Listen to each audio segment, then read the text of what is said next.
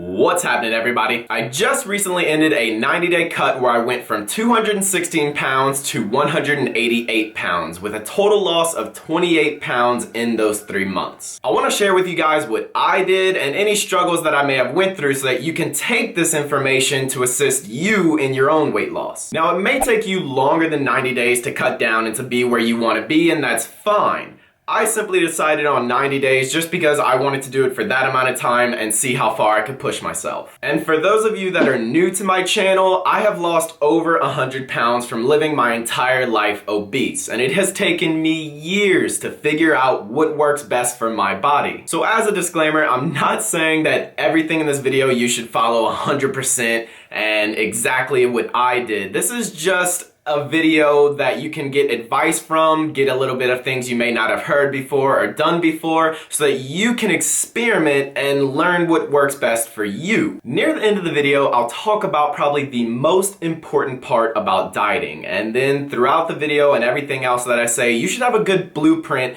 to be successful with you losing fat.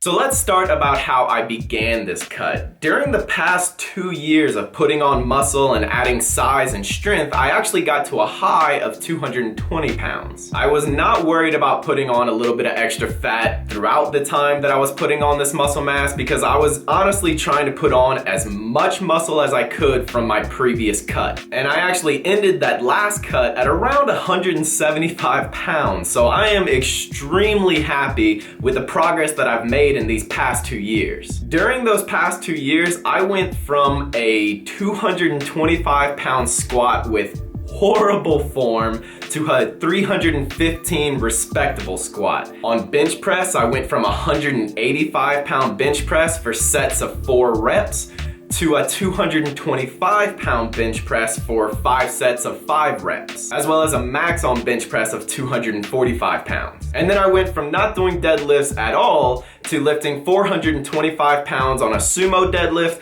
and 405 pounds on a conventional deadlift. I pretty much retained most of my muscle mass throughout this entire cut and even made that bench press PR and the deadlift PR while in the middle of the cut, and I owe that to not drastically cutting my calories and honestly just feeling really good on the days that I went for the PR. I started week 1 cutting at 2,765 calories and slowly worked my way down from there throughout the weeks. I have a video on how to find the calories you need to lose weight, and I'll link it down below. Just ignore the Pokemon Go part if you don't like the game or anything like that, but in that video, I talk all about how to find your calories and even get into how to find your macros to lose weight. I never dropped below 2,000 calories the entire 3 months of losing weight, except for on days where I only dropped my carbs, and I'll talk about that later. For the first month and a half, all I did was slowly work down my calories through time, eating the same amount of calories every day without having a cheat meal or a cheat day. You don't need cheat meals or cheat days when you first start dieting, and you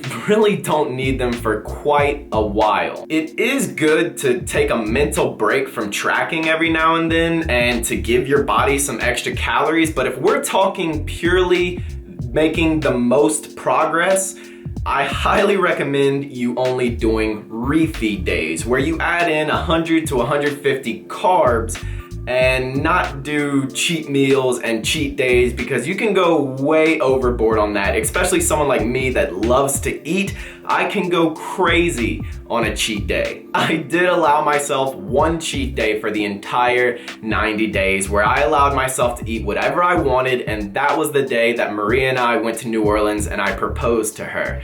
And on that day, I ate any and everything I wanted, and I didn't feel bad about it. I planned for that cheat day. And you can obviously see the very big spike in my weight the day after that I finished that cheat day. Now, of course, a lot of that was due to sodium and water weight, but if you were to do a cheat day every week like that, your weight loss would not go as optimally as it could. So aside from that cheat day, I implemented like 3 or 4 days where I had a refeed day. I just increased my carbs because I felt like my workouts were lacking and I was having really low energy. So just to give myself energy for the week and until the next refeed day, I just gave myself those few days where I increased carbs. I did not have any more cheat days because that would have been a disaster. So what I suggest you doing is starting out very high in calories, just like I talked about in that video, and then slowly working your calories down through time.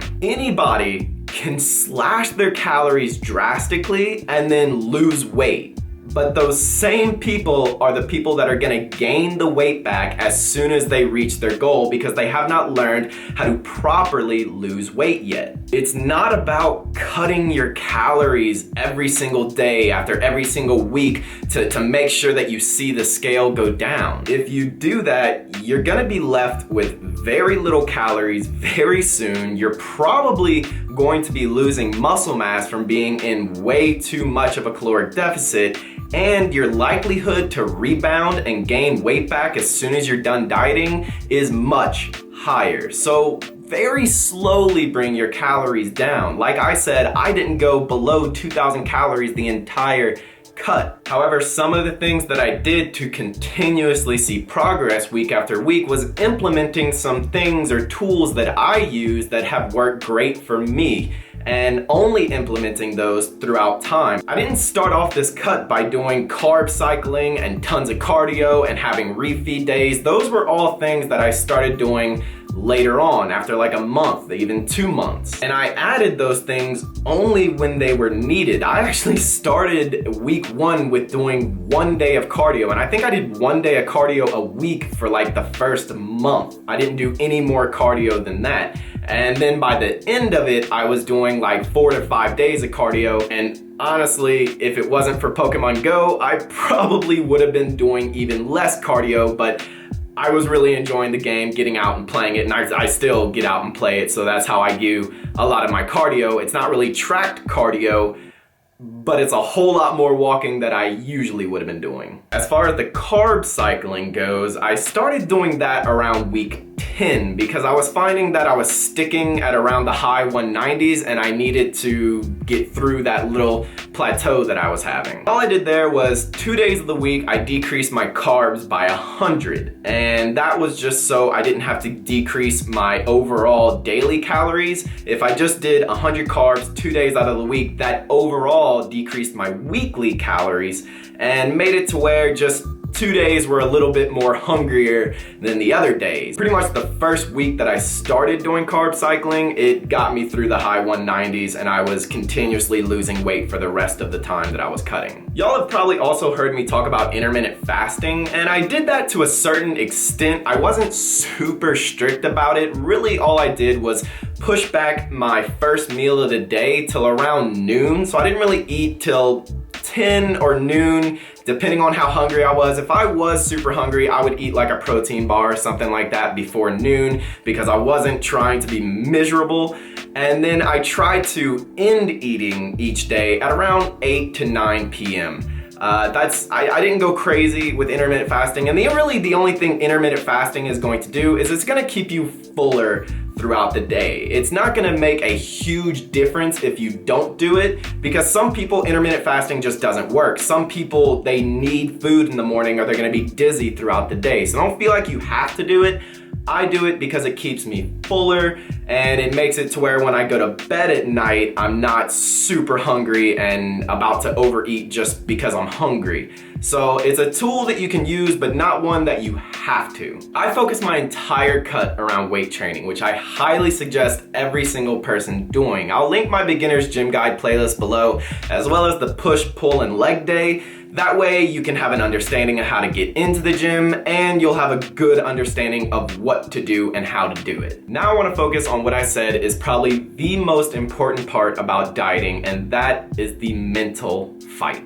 I set a goal for myself to get down to 190 pounds. I actually exceeded that goal, got to 188 pounds, and even had a low day of 186 pounds. The goal you give to yourself needs to drive you. I gave myself that goal of 190 pounds because I wanted to feel more comfortable making my last video where I showed my loose skin. That goal carried me through every day while I was dieting. Some of the weeks or some of the days that I was maybe eating low carb were very difficult. I was very hungry. This is hard. Losing weight gets difficult, not really in the sense of how to do it, but because it's mentally fatiguing. You're constantly having to argue with yourself to not go and overeat. But having that goal that I had was really strong for me. So even on the days that I wanted to say screw it and go eat, I continuously thought of that goal, and it's what kept me going. You need to set your own goals. Think about them, write them down, and never stop working towards them. My goal for the future is to be around 200 pounds and 10 to 12% body fat. So for the next 8 months, I'll be adding back in calories so that I can gain size and muscle at around 1 to 2 pounds a month. I'm currently still at around 188 pounds, and I'm not sure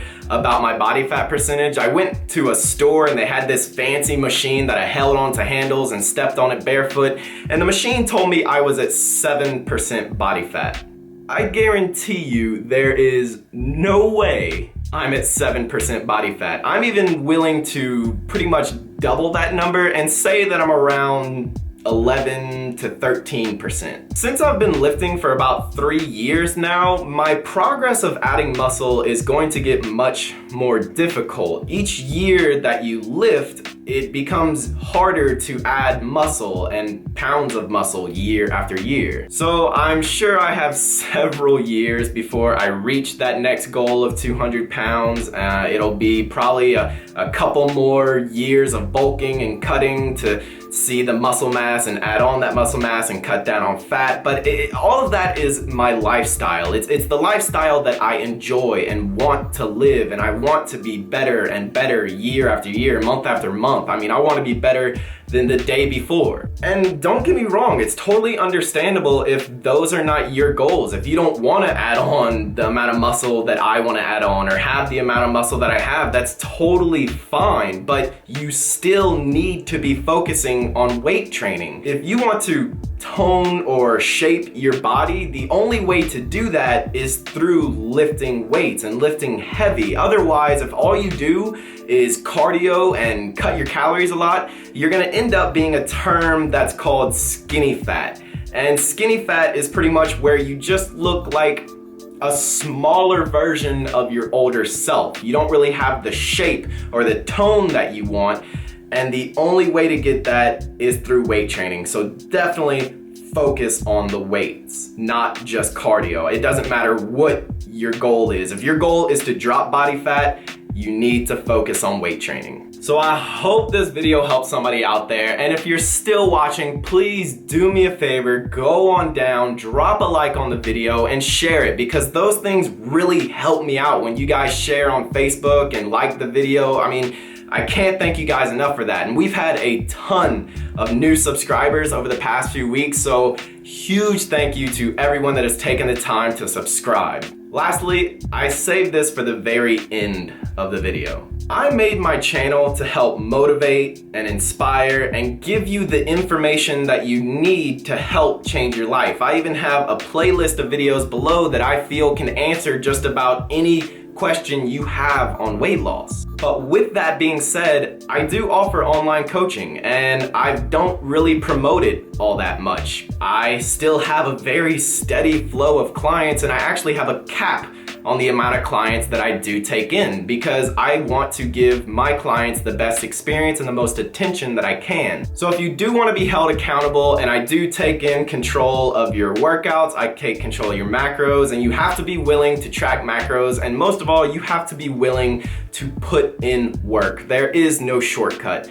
to losing weight. I am here. You can go to my website, fatmeatsfire.com, if you need someone to hold yourself accountable, as well as just take control of everything, and you check in with me and I tell you what to do. With that being said though, the amount of information that I give you on my YouTube channel and my Instagram and through Snapchat, that is always going to be free. And it will give you an abundance of information that you could take away and use to lose weight. But I hope you guys enjoyed this video, and I will see you all in the next one.